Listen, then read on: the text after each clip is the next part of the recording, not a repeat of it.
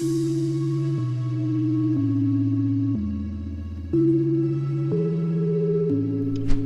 everybody. Welcome to this episode of Living Room. This is season 1, episode 11, where we discuss real topics with real people having real conversations. On today's topic, we're speaking about the George Floyd murder, the protest that's going around not only in the country, but in the world. What this kind of means for America at the time that has been rooted in racism for almost 400 years. How can we heal from this? If there's anything we need to do to move forward or change anything. So we have a lot to talk about. So one thing I want to talk about is, has everybody seen the video? Yes. The entire video of the George Floyd? Mm-hmm.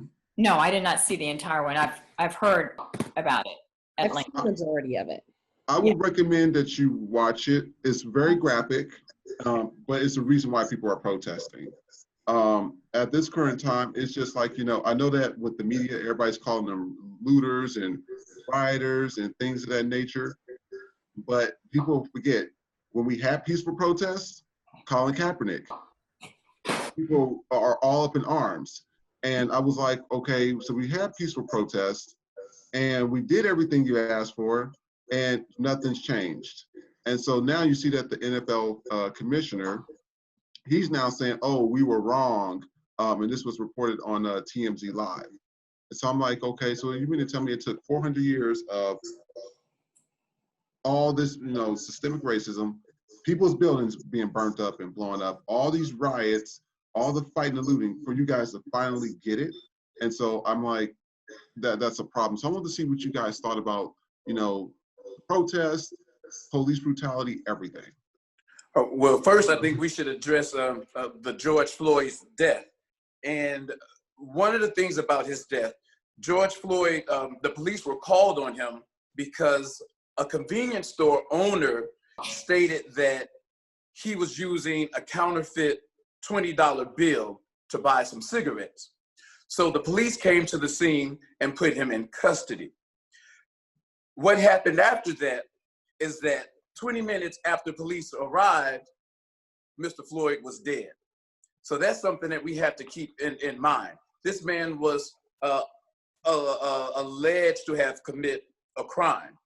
He was alleged to have a counterfeit bill on him. Now, the police actually told their superiors that George Floyd was resisting arrest. And subsequently, he was killed because he passed away because he was resisting arrest. We now know that that is not true. The 4 officers involved were fired the following day, but not arrested. They all have since been arrested, but there were multiple cameras. There were multiple cameras and videotapes. So there's different angles besides the one that you just pulled up. There are other angles, and what they disproved is that the police's story. There was no fighting back. There was no resisting arrest. And this cop, Chauvin, the main officer, what I believe he had his knee on George's neck for 8 minutes and 46 seconds. That's how long the police had their knee on his neck. And the other angle showed that there were other officers who also were pinning him down. So 8 minutes and 46 seconds. And what the problem is here is that, the Constitution guarantees that we won't have cruel and unusual punishment. We cannot allow our police officers to be the judge and the jury and the executioner for people who are alleged of crimes, especially petty crimes. Yeah, well, so we have to look at the root before we discuss anything else. Yeah, George Floyd should be alive. Yes. I don't want to throw in a comical aspect to this, but I own some restaurants in LA, and I'm surprised anybody showed up for a counterfeit bill. Somebody tries to pass counterfeit money in there every week. So I don't call anybody to begin with. But, I don't even keep the money because I'm trying to keep a safe store, because somebody's going to be very irate if I don't hand them their 20 back. So I hand it back. I say, my machine's not taking this. Do you have anything else? And I even give them a break. I say, you probably picked it up from, the liquor store next door or the grocery store across the way. I don't know. you know? So I even give them the break of the day. So the whole setup is so bizarre to me because no one is going to stand in a restaurant for 2 or 3 hours, maybe for the cops to show up, and, you know, without being very, and probably putting my life in danger at that point. But, you know, so the whole thing is so bizarre. But yes, it's horrific. And I did watch the part of the video with the knee and or that 8 minute, you know, it was horrible, just horrible. Right. And I also, my sister and I, we used to own 2 nightclubs in St. Louis, Missouri. So I understand, we've seen a lot of counterfeit bills, and we have never called the police on anyone for a counterfeit bill. You know, you chop it up, you put it away, you use the markers, and, you know, it's a lesson learned. We used to try to teach our staff how to spot those bills. But the fact that this gentleman lost his life for such a petty crime, an alleged crime, because we don't even know if that's true. We don't even know if that's true because there is a backstory that the officer and George Floyd, they both worked together at a club. Yeah, that was interesting. That was interesting. Isn't it amazing how all these things just randomly start appearing, like, as time's going by? Like, oh, all of a sudden they were here. All of a sudden they knew each other from this time. Mm-hmm. Yes, and the issue is, another major issue is that we saw with Ahmaud Arbery, and we saw with so many countless cases that if it was not on videotape, we wouldn't even be talking about it. And I know in a segment in the future, we're going to talk about police brutality, but in the case of George Floyd, the recordings and the spreading of those tapes is really what is going to bring justice. Now, initially, the officer was charged with 2nd degree and 3rd degree, and the charges were brought up from 3rd degree manslaughter to 2nd degree. And now the 3 other officers are now also charged with aiding and abetting and 2nd degree murder. And in the state of Minnesota, all charges carry 40 years, a maximum of 40 years. And that's good. And that's the thing, they're charged right now. But, you know, history, and I'm just being honest, when it comes to Black people and a cop kills a Black person, usually they get off or they don't get the same level of, I would say, they don't get charged to the fullest extent. It's always a lesser charge. So when I have friends, because I fought with a lot of my white friends over this whole issue, because it was not just that, it was also with the Breonna Taylor issue. I said, you know, you mean to try to justify this because the FBI is investigating her death as well. So she was killed around the same time as George Floyd. What happened was the police department was looking for a suspect, and they just kicked in her door, shot her up 8 times, and then they didn't get arrested. And I'm like, okay, so, and what the narrative that happens is they're like, oh, they're criminals. Oh, they did this. Oh, they did that. And I'm like, okay, everybody has criminals, okay? Everybody has criminals, no matter what race, nationality, color, whatever. Everybody has criminals in there. This woman, you can't justify it because she has no criminal record. She has no bad history, and she's a nurse. And so I'm like, you know, this woman sat here and died just for racism. And so what people say about, oh, the violence and it's riot and all that, I said, well, this is the thing. When they tried to do that peacefully, you know, people didn't want to hear that. And now all of a sudden we're at where we're at now, and things are just a little bit different. So, so you own the shop, Darla. How do you feel about the protest? Well, I'm all for peaceful protest, obviously. And I think those guys were probably charged based on that. I don't know why it took a few days. I'll give you a few other examples of that I'm glad in a way that these guys were charged, because now people are going back 1 year, 2 years and re-looking, and the families are pushing again, because you're right, cops got off. And some were Black, some were white, whatever. It's police brutality, you know, and they shouldn't get off. So I'm thankful that they have been charged, because hopefully it can even be retroactive somewhat to other cases that have been treated unfairly in which the cops didn't get off. But we can't have violent. I mean, I understand the feeling. You know, I've been treated unjustly at times. I mean, I'm not trying to compare to this. I've obviously never had a knee to my neck for 8 minutes.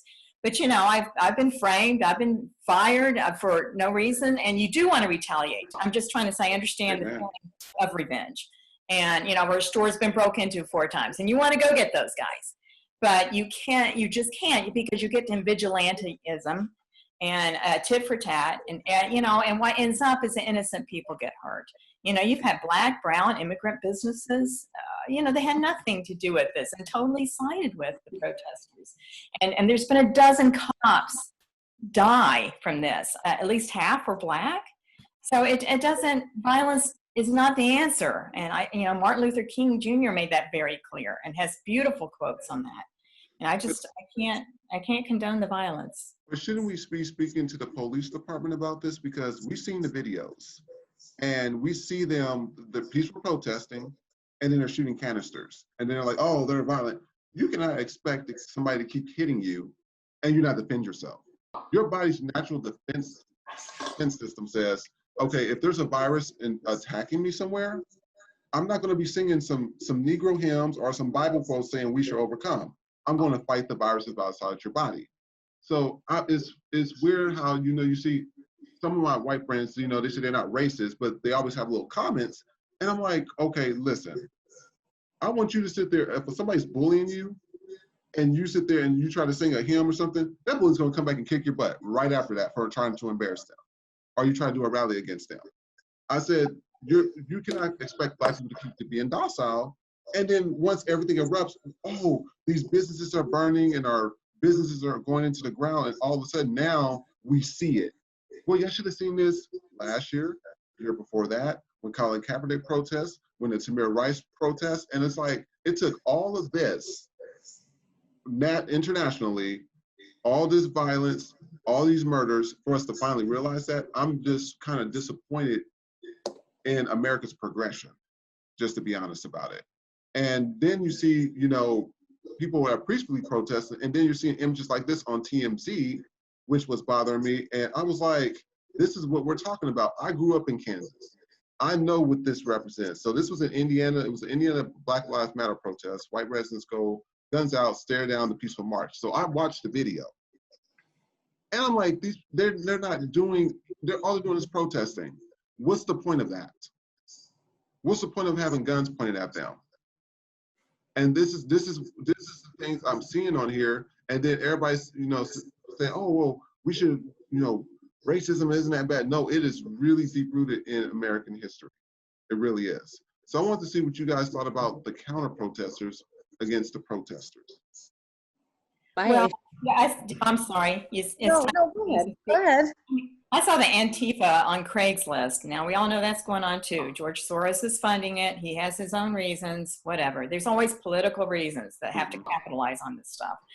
So, you know, we do have agitators. And I wish, and I love it when the protesters turn around and say, you're ruining our cause. You're ruining our good name, and get rid of them themselves. And so, you know, we have people out there that are being paid $25 an hour. That's even better than an extra on a movie. And, you know, they're cashing in, and they're not even there for the right reasons. Or they're professional looters, you know. I kept wondering, what's with Target? Did Target say something racist? And I guess it's just the easy store to go in, grab TVs, and get out. I don't know. But, you know, poor Targets have really been hit. And it's by people that are trying to, you know, they're thieves. They're thieves. So. Yeah. Well, I agree with that. I was just thinking when all this was happening, I was like, well, we have our protesters. They're trying to do what they need to do to get their voices heard. And then you have that extra group of people that are just like, hey, this is our chance to go break and burn and ruin everything for everybody else who's trying to do right. Because what good is it going to do for, like, for example, the Target situation? There's every race working there. What good is it them doing, going into this location and completely trashing it? Imagine, you know, your mom, your aunt's working there who had nothing to do with this. She's African American. She has nothing to do with this, but all of a sudden she has no job. Who knows when she'll get her job back, because, well, how long is it going to take to rebuild and get back to normal? And now this store is all of these people, and there's plenty of videos of just swarms of people running through, breaking their windows, running out with everything. And why? What is that doing for these? What is it doing? And I don't think that's a good way to get your point across. And I agree. And speaking about that, Darla, because I was looking at some videos online, and you've seen people that don't live in the States, Mhm. out of state into the state, spray painting and stuff. And I'm like, hold up, wait a minute. That's not the way we're supposed to do this. Mhm. And I know that those groups are Anita Antifa. Antifa. groups, they've been doing it. And my thing is, yeah, they're dangerous as well. But as a Black person, I don't need to go look at anybody else when I got the cops trying to shoot me. When I have Donald Trump sitting here saying racist things about Black people. When I have my co-workers at work who I think likes me, and then all of a sudden this thing hits the fan, and now they're saying things on Facebook, and I'm like, whoa, wait a minute, I didn't know that you had those views. Well, this is how I feel, and I'm like, well, if that's how you really feel, then we don't need to be friends. Because Well, I want to. I found out a lot of people I worked with, and even worked with in the past, and even with the lady that was in Central Park, who everybody calls Karen. That's the the name they call for racism, but they call her Karen. And she got on the phone and she was like, Amy I'm Cooper. going to tell them that a Black man's killing me. I mean, hurting me. I'm going to tell them that. And I'm like, she's blatantly lying on camera. And this lady was like an executive. Could you imagine? This is an executive. So this is like your boss. And me as a Black person going into the office and knowing that you said that, I have a problem with that. You have something to say for me? Yeah, well, back to what you were saying about Breonna Taylor. Yeah, you were stating that she was a law-abiding citizen, and she was murdered. We all know the police, they went in her home, and they say it was mistakenly. And these are the same people say that they don't see color, but it doesn't happen in the white community, because we had the same thing happen with a senior citizen here, Miss Catherine Taylor. She was a 80-year-old senior citizen, and she also shot back, and it was a no-knock warrant, and they murdered her. This was a no-knock warrant, so we have to have those policies against it. But I want to say that it's dangerous when we try to feed the narrative that because someone didn't have a criminal history, they didn't deserve to die. Because George Floyd did have a criminal history, but that still doesn't mean that he deserved to die. You don't deserve to die at the hands of police when they are, again, being the judge and the jury and the executioner. When they use excessive force, it doesn't matter whether someone is a criminal or not, they don't deserve to die. And in order to speak about the protest, of course, we're all for peaceful protest. Protest is the voice of those who have been silenced. And people were saying that those protesters, they shouldn't be looting and they shouldn't be burning. Well, yeah, protesters protesting, looters who are looting, and rioters who are rioting.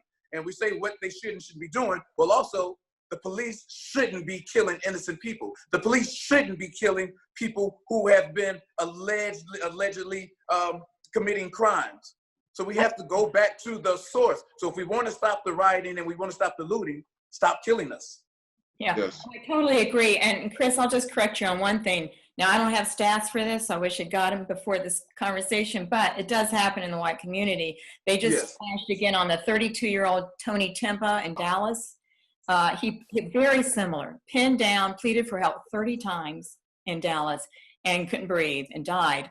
And those cops, by the way, were let go. That was 2016. And that's what I'm saying. That's being brought back up now. And the family going, hey, what about our justice? You know? Oh, absolutely. Yeah, it's just a different rate. Yeah. Right. But it's a different rate at Black people. Black people are more likely to experience that than white folks. For example, I grew up in Kansas, right? Kansas, the Midwest is very racist. You begin Minnesota is in the Midwest, Missouri, all that. It has a lot of things that go on out there. Let me tell you something about this. Some of the biggest drug dealers out there were white boys. Oh, sure. White boys. Cocaine, heroin, they were selling it.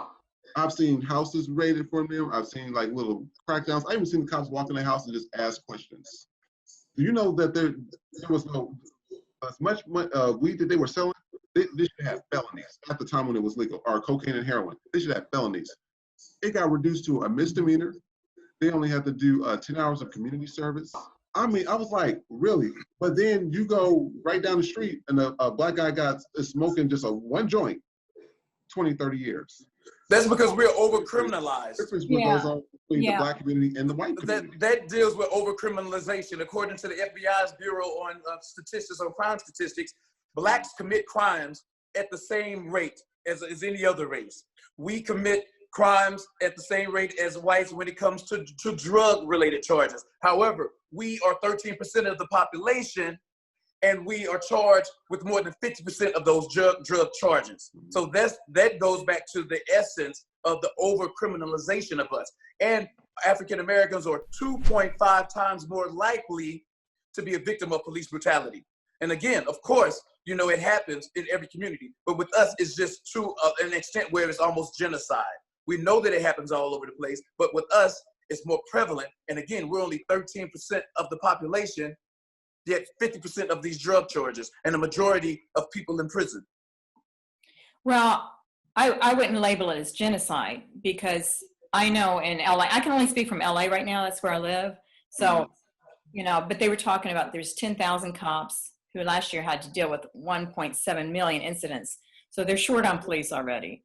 But I think 1,000 of them white, everybody else is a minority of some sort.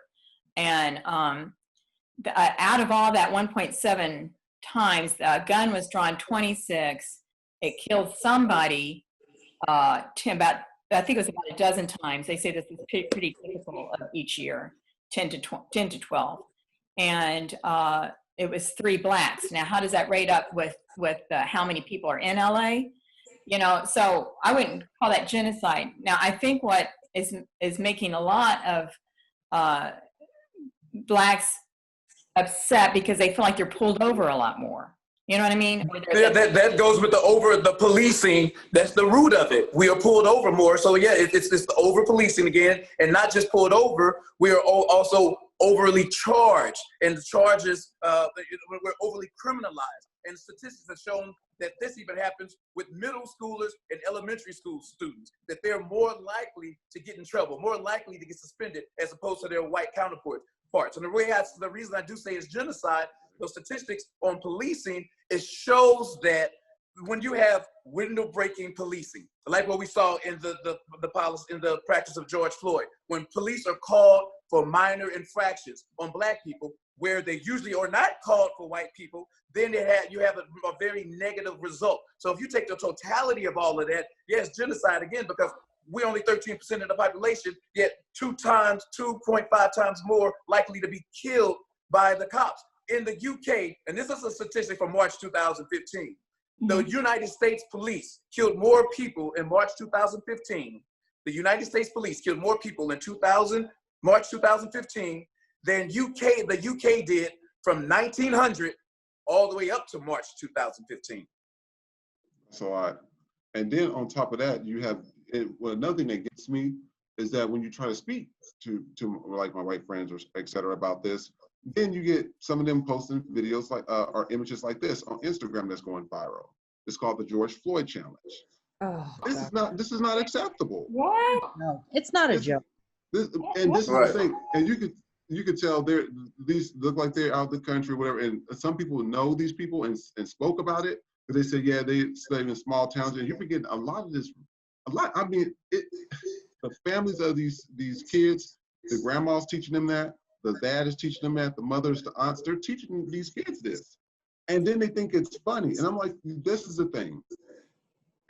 When other groups are starting to be affected by it, as we've seen with COVID-19, then everybody will start seeing it. And we've seen the clips of white folks when they went to Michigan with guns. I've seen them spit on officers. I've seen them push officers in water. Not one gun, not one taser, not one dog, not one chokehold, not anything on them, and they brought guns up there. If that had been the Black Panthers or even the Black Lives Matter or any of that, they would have been shot and killed. Yeah, and I also want to say that it's not just the country. Also, it's not just in the rural areas where you have these racists that are doing these acts. Because we've just seen that we had violence in New York City from the anti-protester regime, and in Maryland, outside of the district, you had a gentleman who attacked 2 teenagers who were putting up signs for George Floyd. So yes, I've seen that. Not just the rural areas. I've seen that, and I'm like, these are children. They're white children, actually. These are children, and that man looked like he was just out of his mind. I want you guys to see the video.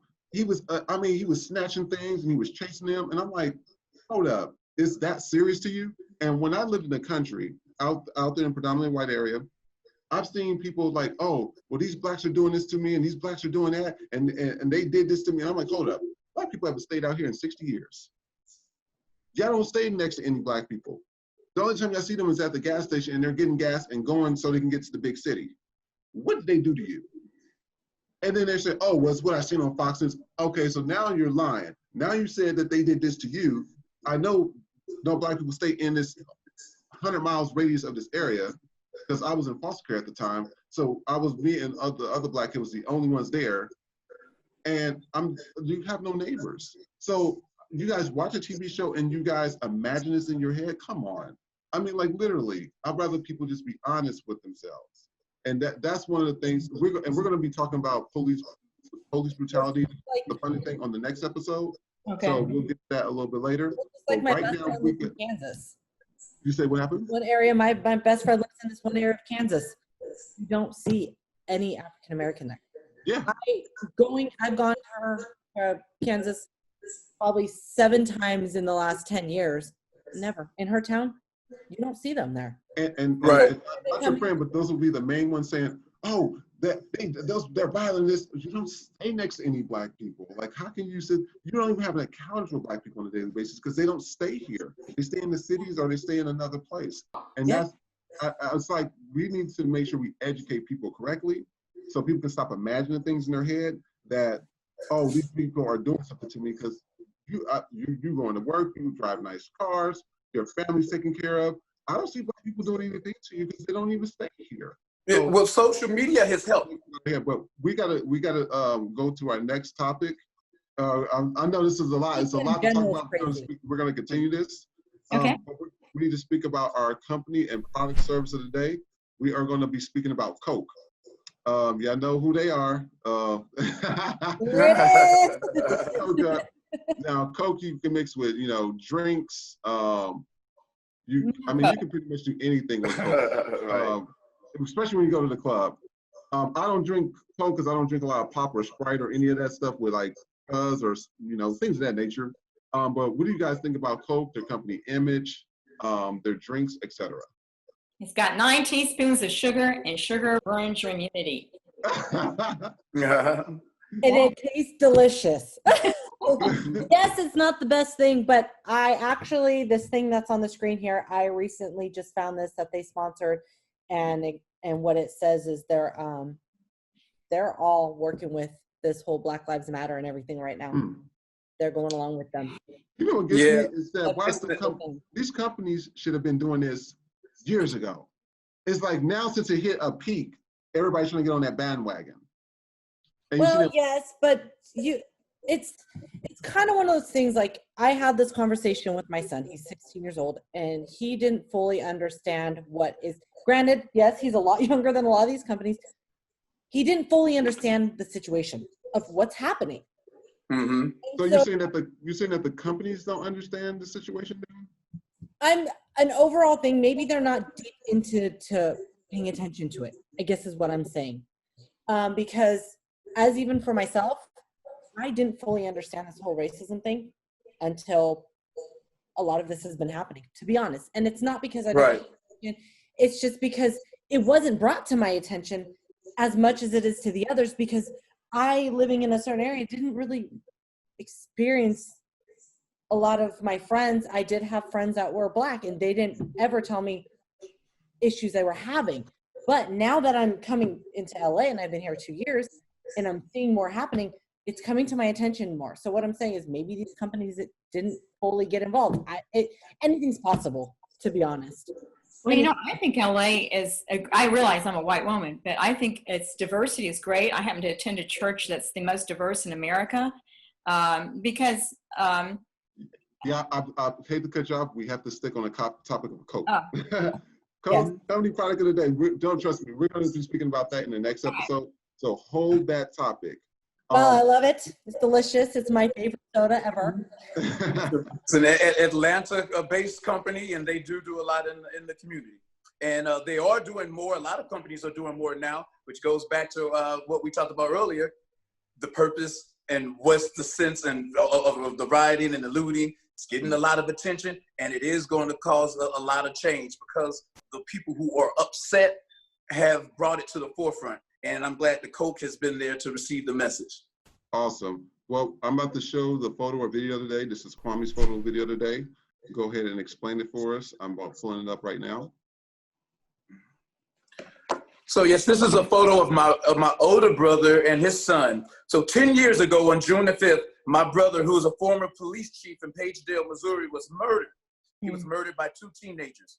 And 6 years later, almost to the date, on June the 9th, his son was also murdered. And this, there was a witness, but those murderers have not been found. And June the 5th was We Wear Orange Day. Every day in America, over 100 people, about 100 people are killed from gun violence. And June 5th was a day against gun violence. And I wanted to take this time to say that we need to stand up against gun violence every single day. Amen. Awesome. Well, this concludes this episode of the Living Room. I will be seeing y'all on the next episode, okay? All right, thank you. Hi, thanks for watching The Living Room. If you like what you see, please like, share, and subscribe to our YouTube, Twitter, Instagram, or Facebook pages. In addition to that, if you feel like you would like to be a co-host on our show, please make sure to submit your audition tape to thelivingroomtvshow.com, or you can also submit it on one of our social media pages. In addition to that, make sure to submit your audition tape and the reason why you would like to be on our show. We'll see you next episode. Have a good day. This episode of The Living Room is sponsored by Juiced Up, Way Smoothies on the Go. Juiced Up is a California-based company that offers smoothies and acai bowls on the go. The company accepts deliveries, and you can place your order by going to their Instagram page at JuicedUpAF, or for more information regarding the products, you can go to their website at www.juicedupaf.com.